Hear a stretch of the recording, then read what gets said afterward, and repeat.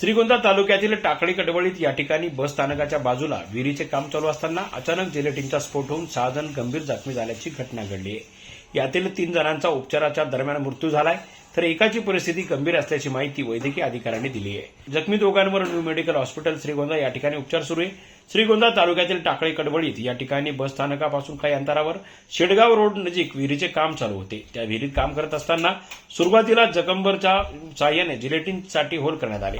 त्या होलमध्ये जिलेटिनच्या कांड्या भरल्यानंतर बऱ्याच वेळाने पाणी साचल्यावर पाणी काढण्यासाठी त्या विहिरीमध्ये मोटार सोडण्यात आली असता फॉल्टी असल्याने जिलेटिनच्या सर्वच विद्युत प्रवाह नळकांड्याचा स्फोट होऊन स्फोटात विहिरीतून सर्वजण बाहेर फेकले गेले।